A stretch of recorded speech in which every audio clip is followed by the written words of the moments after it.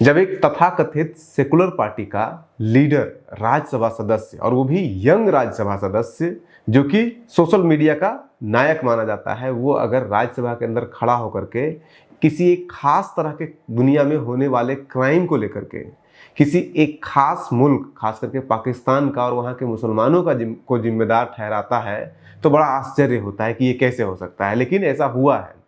RJD, जो कि अडवाणी की रथ यात्रा रोकने वाली पार्टी मानी जाती है, सबसे मोस्ट प्योर सेकुलर पार्टी के रूप में से एक माना जाता है आरजेडी को हिंदुस्तान में, उसके राज्यसभा मेंबर संजय यादव जी ने कल राज्यसभा में जब बिल पेश किया गया पोस्को एक्ट को अमेंड करने का, पोस्को का मतलब होता है protection of children from sexual offences, जो कि 2012 में एक्ट पहले पास हो चुका था। जब उसको अमेंड करने का बिल आया तब ये खड़ा होकर के बोलते हुए इन्होंने उदाहरण दिया कि कैसे इसमें बदलाव की जरूरत है, और उस बदलाव की जरूरत को बोलते बोलते उन्होंने कहा कि कैसे दुनिया में इस तरह के केसेस बढ़ रहे हैं और नए नए तरह के सेक्सुअल एब्यूज बढ़ रहे हैं। और उसी में उन्होंने उदाहरण दिया कि ब्रिटेन के अंदर लगभग 1400 ऐसे बच्चों का गलत इस्तेमाल किया गया है, उनके साथ सेक्सुअल एब्यूज किया गया है, और उसमें उन्होंने बताया कि ज़्यादातर पाकिस्तानी नेशनल थे, और पाकिस्तानी थे तो मुस्लिम थे। तो ये बड़ा शॉकिंग था कि वहाँ पे बिना वो एग्जाम्पल लिए हुए भी एक सेकुलर,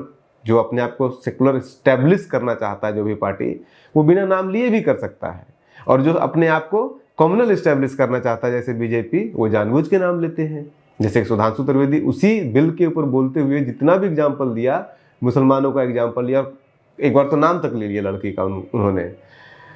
लेकिन उसमें हम नहीं जाएंगे, संजय यादव जी के बयान पे टिके रहते हैं। संजय यादव जी ने जो बयान दिया उसका एक एंगल तो वो है कि उन्होंने मुसलमान और पाकिस्तान का नाम लिया, उसके अलावा उसमें कुछ त्रुटियां भी हैं, और वो त्रुटियां मैं पहले आपको दूर कर देता हूं, फिर आपको उनका बयान भी सुना दूंगा, और फिर उसके ऊपर पूरा एक्सप्लेन भी करेंगे आज की क्या उनका पूरा ओवरऑल कॉन्टेक्स्ट क्या है उस सवाल का और उस डिस्कशन का। उन्होंने जो डेटा दिया, उन्होंने, संजय यादव जी ने कहा कि 1997 से लेकर के 2014 के बीच में 1400 लड़कियों का वहाँ पे सेक्सुअल एब्यूज हुआ है पाकिस्तानी लोगों के द्वारा, पाकिस्तानी, और ख़ास करके चाइल्ड एब्यूज हुआ है। उसमें करेक्शन ये है कि वो जो घटना, जिस तरह के सेक्सुअल ऑफेंस की बात कर रहे हैं, वो 1400 की जो नंबर है वो 1980 के दशक से लगातार बढ़ा है, 97 से बड़ी तेज़ी से बढ़ा था।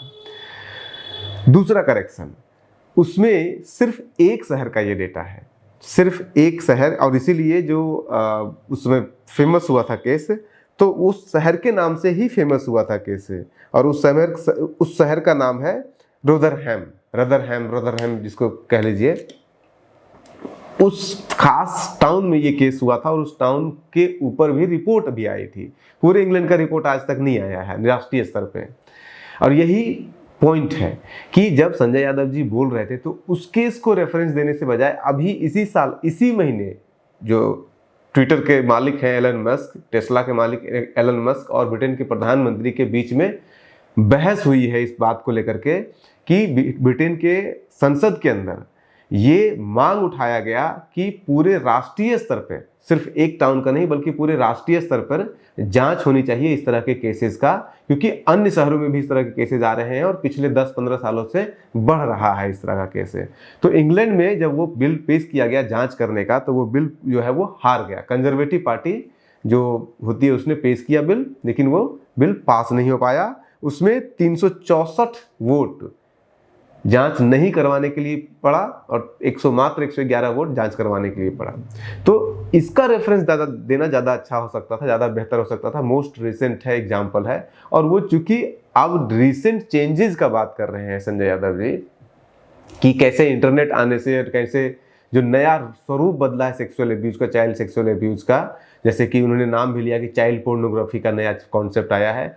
तो वो पुराने वाले इंग्लैंड वाले केस में नहीं था जब वो पाकिस्तानी का डिमांड कर रहे, पाकिस्तान का नाम ले रहे थे, क्योंकि 2014 से पहले इतना इंटरनेट कहाँ था, सेक्सुअल चाइल्ड एब्यूज इंटरनेट पे कहाँ होता था। अब आ जाइए पार्लियामेंट में क्या हुआ। पार्लियामेंट में एक अमेंडमेंट बिल आया, एनसीपी के लीडर फौजिया खान ने इंट्रोड्यूस किया। 2012 में पहली बार हिंदुस्तान के अंदर protection of children from sexual offence act 2011 पेश किया गया था। 12 में पास भी हो गया, कानून बन भी गया था। 2019 में उसमें अमेंडमेंट भी थोड़ा सा हुआ है, अमेंडमेंट नहीं हुआ है उसमें अमेंडमेंट के लिए प्रपोजल आया था। वेंकैया नायडू उस समय राज्यसभा के मेंबर थे। वेंकैया नायडू उस समय उपराष्ट्रपति भी थे। उन्होंने एक कमेटी भी बनाई जिसका जिक्र कल के भाषण में जयराम रमेश ने भी किया है कि उन्होंने 5 रिकमेंडेशन दिया है उस कमेटी ने, तो उसको भी, उस कमेटी के रिकमेंडेशन को भी साथ लेकर के आगे जो भी कार्रवाई किया जाए। तो 2012 में वो किया गया था। वो 12 में इसलिए किया गया था क्योंकि 2012 से पहले हिंदुस्तान के अंदर कोई कानून ही नहीं था जो कि सेक्सुअल चाइल्ड एब्यूज को डिफाइन करे। यानी कि 2012 से पहले अगर कोई व्यक्ति किसी बच्चे का सेक्सुअल चाइल्ड एब्यूज कर रहा है या उसके साथ गलत काम कर रहा है, उसका रेप कर रहा है, तो उसके ऊपर वही कानून लागू होगा जो किसी 20 साल या 30 साल के औरत के ऊपर लागू होगा। अगर आपने किसी 30 साल के औरत का रेप किया है तो भी आपको उतना ही सजा मिलेगा अगर आपने किसी 10 साल या 8 साल के लड़की के साथ रेप किया है। सबसे इंपॉर्टेंट उसमें यह था कि चाइल्ड सेक्सुअल एब्यूज सिर्फ रेप तक सीमित नहीं होता है। अगर आप रेप नहीं किए हैं, और रेप करना मुश्किल भी है बच्चों का, तब भी आप जो है उसके लिए कोई कानून ही नहीं है। एब्यूज करने का कोई कानून ही नहीं है उसके 2012 के पहले। तो उसके बाद फिर उसमें कानून में संशोधन किया गया। इसी तरह से चाइल्ड सेक्सुअल एब्यूज मेल का भी होता है, फीमेल का भी होता है। तो फीमेल के लिए तो कानून में प्रोविजन है कि फीमेल है तो जो लड़की वाला का होगा, जो औरत वाला कानून होगा वो उस पर लागू हो जाएगा लड़कियों के लिए जो बच्चे हैं। लेकिन अगर मेल पे एब्यूज होता है तब क्या होगा, क्योंकि उसके लिए तो कोई कानून ही नहीं है। तो ऐसे बहुत सारी चीजें थी जो कि इसके कारण की लाना पड़ा, कानून लाना पड़ा। और ये भी एक अजीब सा लगता है कि जो किसी 8 साल के बच्चे के साथ कोई रेप करता है और किसी 30 साल के औरत के साथ रेप कर सकता है, दोनों के लिए एक ही सजा होगी। ये भी थोड़ा सा इसलिए कानून ला करके पास कर दिया गया। अब कल जब इंट्रोड्यूस किया गया कि अब इसमें चेंज करने की जरूरत है, और चेंज इसलिए भी करने की जरूरत है क्योंकि अब इंटरनेट आ चुका है, और इंटरनेट बहुत बड़ा, सोशल मीडिया बहुत बड़ा सोर्स हो गया है चाइल्ड सेक्सुअल एब्यूज या इस तरह के जितने भी सेक्सुअल एब्यूजेज हैं उसको लेकर के। और उसी के ऊपर संजय यादव जी बात कर रहे थे। संजय यादव से पहले फाजिया खान के बाद बहुत सारे लोगों ने उस पर बात रखा। जयराम रमेश ने इंपॉर्टेंट वो 2019 के रिकमेंडेशन के बारे में बताया। उसके बाद फिर सुधांशु त्रिवेदी जी उसको मुस्लिम एंगल देने के लिए एग्जाम्पल, यहाँ तक उन्होंने नाम ले लिया। हालांकि प्रोसीडिंग में किसी भी बच्ची का नाम नहीं ले सकते हैं अगर उसके साथ चाइल्ड एब्यूज हुआ है तो, या किसी को भी इंडिया में नहीं ले सकते, लेकिन उन्होंने नाम लिया। उन्होंने कहा भी कि चलिए इसको हटा दीजिएगा अगर आपको लगता है कि ये गलत है तो। उसके बाद फिर संजय यादव जी के अलावा एक आम आदमी पार्टी के लीडर ने भी लिया, और एक डॉक्टर साहब वहाँ पे थे जो कि बच्चों के ही डॉक्टर थे, राधा मोहन दास अग्रवाल, इन्होंने भी उसमें हिस्सा लिया। इन सब ने मिलकर के उसमें बहुत हेल्दी डिस्कशन किया। आगे भी इस पर डिस्कशन होगा। और इस डिस्कशन को बोलते बोलते संजय यादव जी ने वो जो बोला, पहले आप वो सुन लीजिए क्या उन्होंने बोला। अपन 1-2 सुझाव जो पहले आ चुके हैं उनके अतिरिक्त अपनी बात रखना चाहूँगा। चूँकि इस जो एग्जिस्टिंग एक्ट है हमारा पॉक्सो एक्ट 2012, इसमें हमें कुछ रिविजिट करने की आवश्यकता है, कुछ इसमें सुधार की आवश्यकताएं हैं, कुछ खामियां हैं। जैसा कि पहले चर्चा हुई बाल पोर्नोग्राफी की, मौजूदा एक्ट में सर बाल पोर्नोग्राफी को ठीक ढंग से परिभाषित नहीं किया गया है। इसको लेकर बच्चों के यौन शोषण एवं उत्पीड़न के आरोपी को सिद्ध करने और सज़ा देने में काफ़ी कठिनाई हो रही है अभी जो एग्जिस्टिंग एक्ट है, तो इसमें सुधार की गुंजाइश है। दूसरा, limited scope of online offences, मौजूदा एक्ट में जो ऑनलाइन अपराध हो रहे हैं उसमें काफ़ी उसकी व्याख्या की कमी है। ऑनलाइन अपराध आज की वास्तविकता है और इससे बच्चे भी अछूत नहीं हैं। चैटिंग, सोशल मीडिया एवं अन्य वेबसाइटों के माध्यम से अपराधी बच्चों को निशाना बनाते हैं और उनके साथ अपराध करते हैं। हाल ही में देखा गया किस प्रकार एक पाकिस्तानी ग्रूमिंग गैंग है जिन्होंने संगठित रूप से हजारों ब्रिटिश बच्चों को किस प्रकार उनका यौन उत्पीड़न किया। इसकी शुरुआत बहुत से बच्चों को सोशल मीडिया साइट एवं चैटिंग के माध्यम से उनको निशाना बनाते हुए उनको अपने साथ जोड़ा, फिर बाद में उनका बलात्कार किया गया और संगठित रूप से उनको ब्लैकमेल किया गया कि 1997 से लेकर 2014 तक पाकिस्तानी मूल के जो लोग ब्रिटेन में रह रहे थे उन्होंने 1400 श्वेत लड़कियों के साथ बलात्कार किया। हमें इस बात का भी ध्यान देना चाहिए कि क्यों ऑस्ट्रेलिया ने 16 साल की कम आयु के बच्चों के लिए अपने देश में सोशल मीडिया के इस्तेमाल पर पूरी तरह से प्रतिबंध लगा दिया है। अतः ये ज़रूरी है कि पॉक्सो एक्ट 2012 में बच्चों के साथ ऑनलाइन होने वाले विभिन्न प्रकार के उत्पीड़न की व्याख्या की जाए और उनसे बच्चों की सुरक्षा के उपाय की जाए। साथ ही साथ इस एक्ट में, पॉक्सो एक्ट 2012 में, पीड़ित के लिए न्याय प्रक्रिया एवं उसके बाद के पुनर्वास, उनके आगे की शिक्षा, मानसिक स्वास्थ्य और समाज में समावेश के उपाय के लिए उपयुक्त दिशा निर्देश और क्षतिपूर्ति कॉम्पनसेशन के विस्तृत उपायों का उल्लेख नहीं किया गया है। केवल दोषियों को सजा दिलवाना ही कानून का उद्देश्य नहीं होना चाहिए, बल्कि पीड़ितों को पुनः समाज में पूर्ण रूप से सहसम्मान, सक्षमता से वापस लाना भी कानून का उद्देश्य होना चाहिए।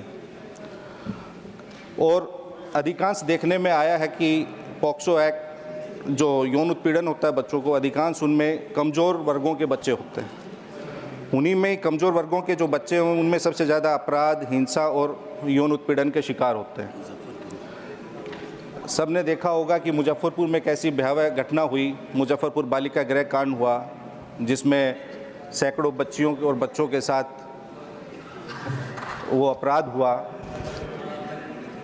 ऐसे परिवारों के पास इतने संसाधन नहीं होते महोदय कि वो लंबी कानूनी प्रक्रिया में अपने बच्चों का साथ दे सकें।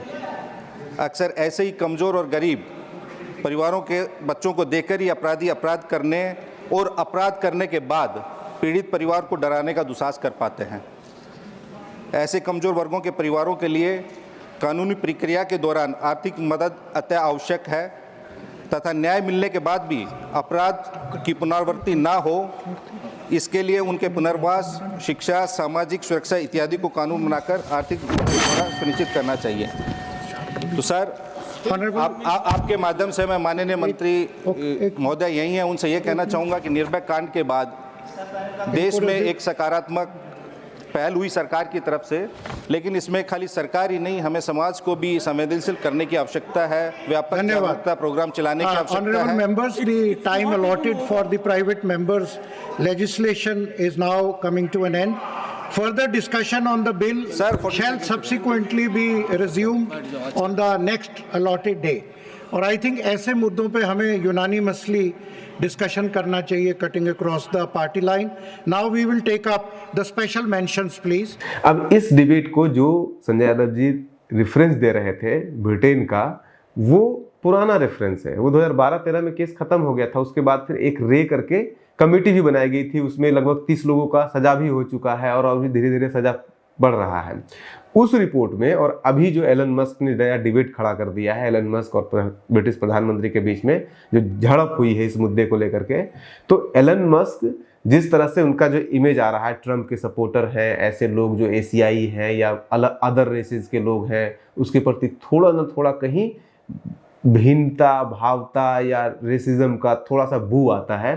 तो उसी आइडिया से उन्होंने कंजर्वेटिव पार्टी, ब्रिटेन के कंजर्वेटिव पार्टी का सपोर्ट करते हुए उन्होंने कहा था कि ये चीज़ अगर कोई भी, किसी भी देश का कोई भी नेशनल अगर इस तरह के कामों में इन्वॉल्व है तो उसको एक्सपोज करना चाहिए।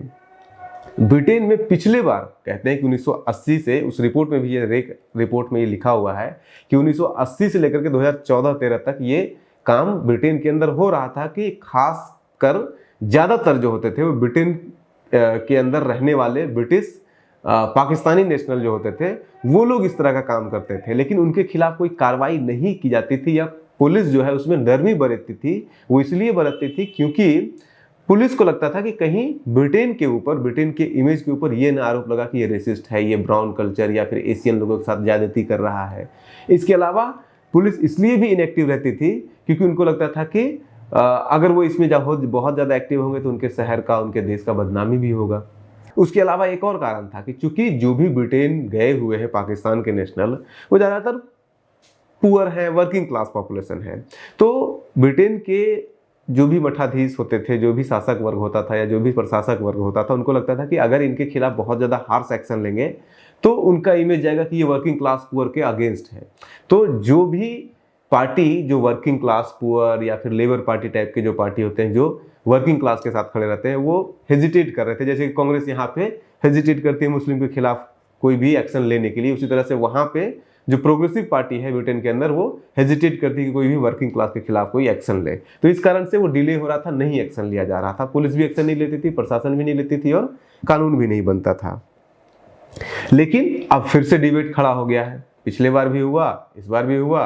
अब देखिए कि आगे क्या होता है, क्योंकि अभी उसके ऊपर बहुत लंबा चौड़ा डिबेट होना बाकी है।